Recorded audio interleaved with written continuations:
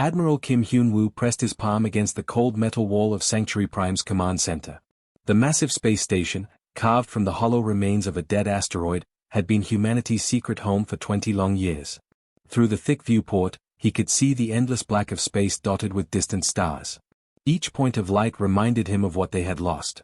Those stars had once been beacons of hope, marking the locations of thriving human colonies spread across the galaxy. New Seoul, with its floating cities and millions of families. Titan Station, where the best scientists worked on peaceful research. The mining worlds of the Outer Rim, where hardworking people built new lives among the stars. All gone now. All reduced to floating debris and bitter memories. The Zephyrian Collective had come without warning 20 years ago. Their massive ships had appeared in human space like dark angels of death. There had been no demands, no ultimatums, no chance for surrender. The aliens had simply begun systematically destroying every human settlement they could find. World after world fell silent as the Collective's weapons turned cities into glass and people into ash. Hyun-woo closed his eyes and could still hear the final transmissions from the dying colonies. Desperate voices calling for help that would never come. Children crying for their parents. Mothers screaming as the sky burned above them. 20 billion human voices had fallen silent in those dark months, and the survivors carried every scream in their hearts. The bridge door slid open behind him with a soft hiss. Commander Park Minute-seo entered, her footsteps echoing in the quiet space. She was one of the few who remembered the time before the genocide. Her face bore the same haunted expression that all the survivors carried. The neural implants that had allowed them to witness the destruction of their worlds in real time had left scars that would never fully heal. "Admiral," she said, her voice steady despite the tension he could hear underneath. "We have a situation. Long-range sensors have detected a single ship approaching our position. It's broadcasting Zephyrian identification codes." Hyun-woo turned from the viewport, his weathered face hardening. After 20 years of hiding, of building, of preparing, the aliens had found them. But something was wrong with this picture. Why would they send just one ship? "What type of vessel?" he asked. "That's the strange part, sir. It's not a warship. Sensor readings indicate it's a diplomatic transport. Minimal weapons, standard shields. They're transmitting on all frequencies, requesting permission to approach for peaceful negotiations." The Admiral's hands clenched into fists. Peaceful negotiations. The words tasted like poison in his mind. Where had their desire for peace been when human children were running through burning streets? Where was their diplomacy when entire families were vaporized in their homes? Captain Lee Dong-minute looked up from his tactical station across the bridge. His young face was marked by the same anger that burned in all their hearts. He had been just a teenager when the genocide began, watching helplessly as his family died on New Seoul. The orbital bombardment platforms had turned his homeworld into a molten wasteland in less than 6 hours. "Sir, should we destroy them before they get any closer?" Lee asked. His fingers were already moving across his weapon controls, ready to turn the alien ship into expanding plasma. "No," Hyun-woo said quietly. "Let them come close enough to see what they're dealing with. I want them to understand what 20 years of human anger looks like." The bridge crew began their preparations with the smooth efficiency of people who had drilled for this moment countless times. Sanctuary Prime might look like a simple asteroid from the outside, but its rocky shell hid the most advanced military installation humanity had ever built. Hidden weapon ports opened along the station's surface. Shield generators hummed to life. Fighter squadrons in concealed bays warmed their engines. Commander Park moved to her station and began coordinating with the human fleet scattered throughout the system. For 2 decades, they had built ships designed for one purpose: the complete destruction of the Zephyrian Collective. Every weapon system had been tested against captured alien technology. Every tactical plan had been crafted to exploit known weaknesses in their defenses. This was not going to be a fair fight. "All strike groups are reporting ready status," Park announced. "Operation Nemesis protocols are now active. We have 47 warships in position, plus the station's defensive grid." Hyun-woo nodded slowly. Operation Nemesis. They had chosen the name carefully. In ancient human mythology, Nemesis was the goddess of revenge, the one who punished those who showed arrogance toward the gods. It seemed fitting for what they planned to do to the aliens who had dared to genocide humanity. The diplomatic ship continued its approach, broadcasting messages of peace and reconciliation on every frequency. The alien voices spoke of regret, of desire to make amends, of hope for a better future between their species. Each word only fed the burning rage in human hearts. They had learned it too late that words meant nothing when your children were already dead. "Admiral," Park said softly, "some of the younger officers are asking if we should at least listen to what they have to say. The ones who grew up here, who never saw the homeworlds." Hyun-woo's expression grew colder.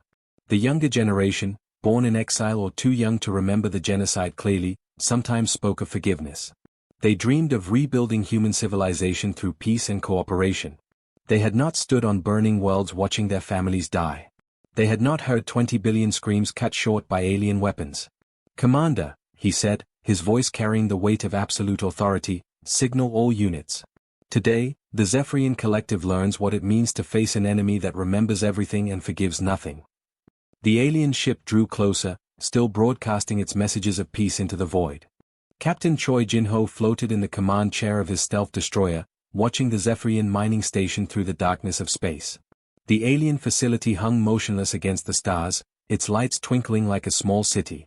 Workers moved between the docking bays, loading ships with precious metals that would never reach their destination. "Weapon systems are charged and ready," reported his weapons officer, Lieutenant Kim Tae-young. The young man's voice was steady, but Jin-ho could see the tension in his shoulders. This was only their third strike mission since Operation Nemesis began, and the crew was still getting used to their new role as hunters instead of hunted. "Target their main power core," Jin-ho ordered quietly. "Full drain sequence." The new weapon was humanity's greatest achievement of the past 20 years. Instead of explosions and fire, it simply reached out with invisible fingers and pulled every bit of energy from its target. Lights died. Computers shut down. Life support systems stopped working. The aliens inside would have perhaps 10 minutes of emergency air before the darkness claimed them completely. Jin-ho had watched his sister die through a video transmission from her research station. The Zephyrians had given her colony exactly 12 minutes to evacuate before they began bombing. Most of the researchers had been underground when the attack started. They never had a chance to reach the escape pods. Jin-ho had listened to her final words as the ceiling collapsed around her laboratory. Now it was time for the aliens to experience the same helpless terror. The weapon fired without sound or visible beam. One moment the mining station was alive with activity, the next it went completely dark. No emergency lights. No distress signals. Just silence spreading through space like a disease. 17 escape pods launching from the station, announced Lieutenant Yoon Soo-jin from her scanner position. "Should we destroy them?"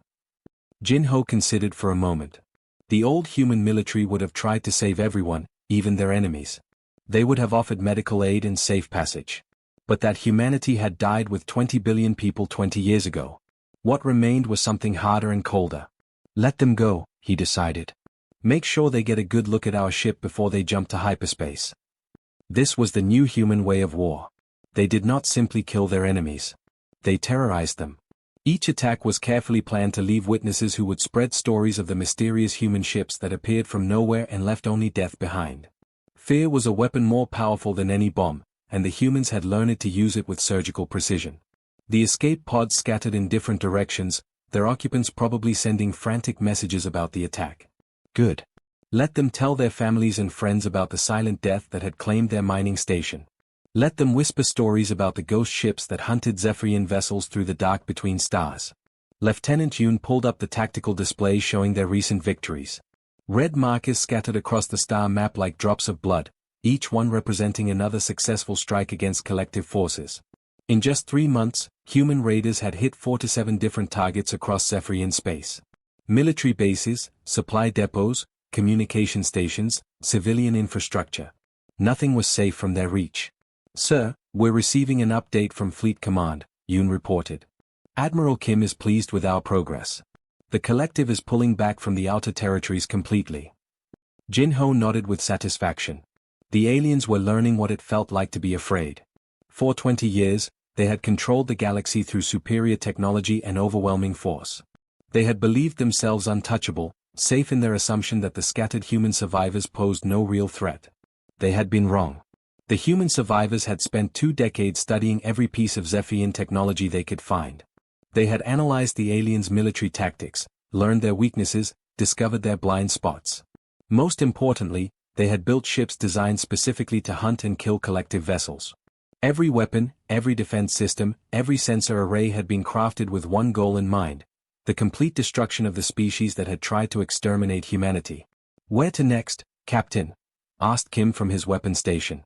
Jin-Ho studied the star chart, looking for their next target. The collective had several important supply routes that fed their core worlds. If humans could cut those lifelines, they could force the aliens to come out and fight in open battle. That was when Operation Nemesis would enter its final phase. Set course for the Kepler Junction, he ordered.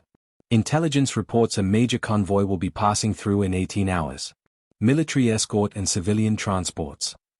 The bridge crew began preparing for hyperspace jump with practiced efficiency. Jin-Ho watched the dead mining station growing smaller in their rear displays. Soon it would be discovered by other collective forces. They would find the station completely drained of power, its crew suffocated in the darkness. Another mystery for them to puzzle over. Another reason to fear the shadows between stars. His sister had been working on new agricultural techniques when she died. Her research might have fed millions of people across human space. Instead, she had become just another number in the collective's genocide. But her death, like all the others, would not be forgotten. Every human who had died in the Great Burning would be avenged before Operation Nemesis was complete. The stars shifted as they entered hyperspace, carrying them toward their next target. Somewhere in the distance, Zephyrian families were sleeping peacefully, unaware that humanity's children were coming home at last. Commander Song Mi Young stood on the bridge of her destroyer, staring at the screen that showed 43 transport ships floating helplessly in space. Each ship carried thousands of Zephyrian families running from the advancing human fleet. Children, elderly aliens, workers who had never held weapons in their lives. All of them waiting to die.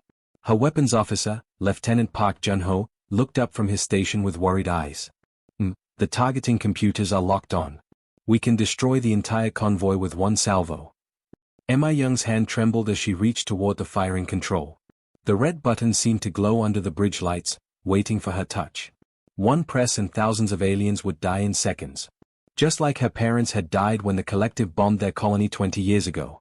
She had been a young officer then, stationed on an orbital platform above her homeworld of New Busan. Through the station's sensors, she had watched the alien warships appear like dark angels in the sky. The bombardment had lasted 3 hours. 3 hours of watching her planet burn while she could do nothing to help. Her parents had been visiting her grandmother in the capital city when the first missile struck. The evacuation ships had tried to escape, packed with screaming families just like the transports in front of her now. The Zephyrians had hunted them down one by one, destroying each vessel with cold efficiency. No mercy. No hesitation. No second chances. Commander, her executive officer Nam Ho-suk whispered beside her. Admiral Kim's orders were very clear. No survivors in this sector. We're supposed to eliminate everything with collective markings. Mi Young knew the orders. She had helped plan this phase of Operation Nemesis herself. The human fleet was pushing deep into Zephyrian space, destroying everything in their path. Military bases, supply stations, communication networks, and yes, civilian transports trying to escape the carnage. It was total war, the same kind the aliens had brought to humanity 20 years ago. But looking at those helpless ships, she felt something crack inside her chest. Those weren't soldiers down there. They were families. Parents holding their children, probably telling them everything would be okay even though they knew it was a lie. The same lies human parents had told their kids before the bombs fell. Her communication panel buzzed with an incoming message from the flagship. Admiral Kim Hyun-woo's face appeared on her screen, his weathered features showing the weight of 20 years of planning for revenge. Behind him, she could see the busy bridge of humanity's most powerful warship, bristling with weapons designed to kill Zephyrians. Commander Song, the Admiral said, his voice sharp with impatience. Your sector report is 20 minutes overdue. I trust there are no problems with your assigned targets. Mi Young straightened in her chair. Around her, the bridge crew tried to look busy while obviously listening to every word. This conversation would probably be recorded and reviewed later by fleet intelligence. What she said next could end her career or worse. Sir, I have 43 civilian transports in my sights. Requesting permission to allow them to evacuate the system before proceeding with military targets. The Admiral's face went very still. Behind his eyes, she could see the same fire that burned in all the survivors. The rage that had kept them alive through 20 years of exile and preparation. The hatred that had built this fleet and trained these crews for one purpose, complete destruction of the Zephyrian collective. Civilian transports. Kim said quietly. Commander, remind me what the collective called our evacuation ships at New Seoul. What did they call the research stations at Proxima when they bombed the laboratories with families still inside? Emma Young felt her throat tighten. She knew this argument. She had used it herself many times over the years. The aliens had shown no mercy to human civilians, so why should humans show mercy to theirs? An eye for an eye, a genocide for a genocide. Sir, with respect, that's exactly why we should be different, she said. If we kill these families, how are we any better than the monsters who murdered our people? The bridge went completely silent except for the hum of life support systems. Several crew members looked shocked that anyone would question the Admiral's orders. Others nodded slightly, as if they had been thinking the same thing but were afraid to say it. Admiral Kim's image flickered with barely controlled fury. Better than them? Commander, they turned 20 billion human beings into ash and called it a military necessity. They hunted our children through burning cities and showed them no quarter. Now you want to let their children escape? Yes, sir, I do, Emma Young replied steadily. Because someone has to break this cycle of killing before there's nothing left of either species but hatred in graves. The Admiral stared at her for a long moment. Around the bridge, her officers waited to see what would happen next. In the tactical display, the Zephyrian transports continued drifting helplessly, their passengers probably praying to whatever gods they believed in. You have your orders, Commander, Kim said finally, his voice cold as space itself. Any deviation from those orders will be considered an act of mutiny against the human fleet. The punishment for mutiny during wartime is death. The transmission ended, leaving Emma Young alone with the hardest decision of her life. Her finger still hovered over the firing control that would end thousands of innocent lives with a single touch. Admiral Kim Hyun-woo stood at the center of the largest war fleet humanity had ever built. Through the massive viewport of his flagship, he could see the Zephyrian homeworld spinning slowly in the darkness of space. The planet looked peaceful from this distance, its blue oceans and green continents reminding him painfully of Earth before the burning began. 12 billion aliens lived on that world below. 12 billion lives that would end when he gave the order to fire. The thought should have brought him satisfaction after 20 years of planning and dreaming of this moment. Instead, he felt only a cold emptiness in his chest. Sir, all bombardment platforms report ready, announced Commander Park Minute-seo from her station. Around the bridge, dozens of officers worked at their posts, making final preparations for what would be the largest act of genocide in galactic history. The orbital weapons can sterilize the entire planet's surface in approximately 4 hours. Hyun-woo nodded slowly. 4 hours to kill 12 billion beings. The Zephyrians had taken much longer to destroy humanity's colonies, spreading their work across several months. But human technology had improved greatly in the past 20 years. They could be much more efficient about mass murder. The tactical display showed the positions of over 300 human warships surrounding the alien homeworld.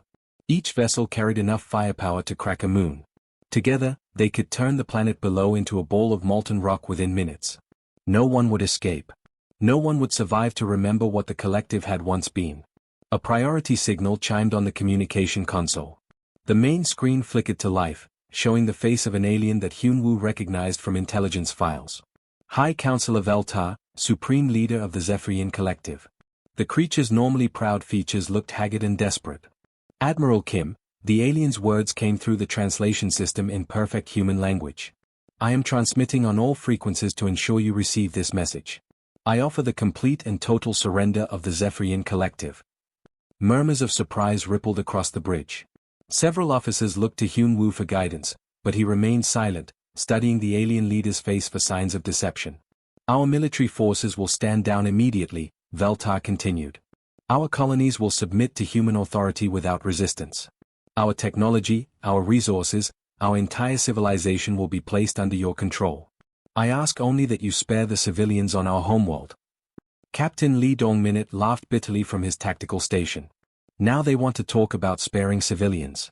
Where was that mercy when they were burning our children alive? Hyun-woo raised a hand for silence. High Counselor, your people had many chances to show mercy during their systematic destruction of human colonies. You chose genocide then. Why should I choose differently now? The alien's face crumpled with what looked like genuine anguish. Because I have information that changes everything about what happened 20 years ago. The attack on your colonies was not supposed to be total extermination. The bridge fell completely silent. Even the background hum of the ship's system seemed to quiet as everyone strained to hear what the alien would say next. Please, Veltar whispered. Let me explain what really happened. The original military order was for limited strikes against 3 border colonies that had refused to withdraw from disputed territory. Our military commander, General Calvex, was authorized to use minimal force to convince your people to leave. Hyun-woo felt something cold form in his stomach. Continue. When your colonies fought back instead of evacuating, Calvex became enraged. He had lost his own family in a previous conflict with another species. He began to see all humans as enemies that needed to be destroyed completely. Without authorization from the collective government, he expanded the attacks. The alien's voice broke with emotion. By the time we learned what he was doing, your colonies were already burning. We tried to stop him, but he had convinced his fleet commanders that total extermination was the only way to end the threat. The systematic destruction of human worlds was his decision, not official collective policy. Commander Park stepped forward, her face flushed with anger. You expect us to believe that one rogue general killed 20 billion people without your knowledge? Yes, Veltar replied simply. Because that is exactly what happened. Calvex was executed for his crimes as soon as we regained control of the fleet. But the damage was already done. Your people were scattered in hiding. We had no way to contact the survivors to explain. The bridge erupted in shouting. Half the officers called the alien a liar trying to save his species with a desperate story. The other half looked uncertain, as if this revelation had shaken something fundamental in their understanding of the war. Sir, Commander Park said quietly, moving to stand beside Hyun-woo. Even if what he says is true, it doesn't bring back our dead. 20 billion humans are still gone forever. Hyun-woo stared at the alien's face on the screen. 20 years of hatred had been built on the belief that the collective had deliberately chosen to exterminate humanity. That they were monsters who deserved nothing but complete destruction in return. But if this was true, if it had all been the work of one mad general, does it matter? He asked quietly. Does the reason matter when we're standing here ready to murder 12 billion innocents in revenge? Below them, the Zephyrian homeworld continued its slow rotation, unaware that its fate hung in the balance of one human's decision. Admiral Kim Hyun-woo stood alone at the center of his flagship's bridge, feeling the weight of 12 billion lives pressing down on his shoulders. The Zephyrian homeworld hung in space before him like a beautiful blue marble, completely unaware that humanity's entire fleet surrounded it with enough firepower to crack the planet in half. He closed his eyes and immediately saw the faces that had haunted him for 20 years. His wife Minute, laughing as she tended their garden on New Busan. His twin daughters So-young and So-minute, only 8 years old when the bombardment began. He had been away on military duty when the collective ships appeared in the sky above his homeworld. By the time he received the emergency transmission, his family was already gone, vaporized along with 3 billion other humans in the first hour of attack. The rage had kept him alive through the dark years that followed. Rage at the aliens who had murdered his children. Rage at himself for not being there to protect them. That burning anger had driven him to build this fleet, to train these soldiers, to plan this moment of ultimate revenge for 20 long years. But now, standing on the edge of completing that revenge, he felt something he had not expected. Doubt. Sir, Commander Park Minute-seo whispered beside him. Her voice was tight with tension. Around the bridge, dozens of officers waited for the order that would end the Zephyrian species forever. The fleet is ready. All bombardment platforms are in position. We can begin the attack on your command. Hyun-woo opened his eyes and looked at his crew. These were good people, survivors who had lost everything just as he had. Some had been children during the genocide, growing up in the hidden asteroid bases where humanity had rebuilt itself. Others were veterans who remembered the burning worlds and the screaming refugees. All of them trusted him to make the right choice. But what was the right choice? On the main screen, High Counselor Veltar still waited for his answer. The alien leader's desperate face showed a mixture of hope and terror as he watched the human fleet prepare to destroy his species. His revelation about the rogue general who had caused the genocide had shaken something deep inside Hyun-woo's certainty. Admiral, Captain Lee Dong-minute called out from his station. Sir, with respect, we can't let them escape justice. My entire family died on New Seoul. Every person in this fleet has lost someone to these monsters. If we don't finish this now, their deaths will mean nothing. Murmurs of agreement rippled across the bridge. Many officers nodded, their faces hard with the same anger that had driven them all these years. They had come so far, sacrificed so much, planned for so long. How could they stop now when victory was within their grasp? Hyun-woo looked down at the firing control panel. One touch of the red button would send the signal to every ship in the fleet. Within minutes, the planet below would be nothing but molten rock floating in space. 12 billion aliens would die in flames, just as 20 billion humans had died before them. Perfect balance. Perfect justice. But would it really be justice, or just more murder? He thought about his daughters again. So Young had wanted to be a teacher when she grew up. So Minute had dreamed of becoming a doctor to help sick people. They had been kind, gentle children who cried when they found injured animals in their garden. What would they think of their father if they could see him now, ready to murder billions of innocents in their names? All ships, Hyun-woo said quietly, his voice carrying across the communication channels to every vessel in the fleet. Stand down weapons. Do not fire. The bridge exploded in shocked voices. Officers jumped to their feet, demanding explanations. Captain Lee looked like he had been slapped. Commander Park stared at him with wide, confused eyes. Sir, what are you doing? She whispered. Hyun-woo turned to face High Counselor Veltar on the screen.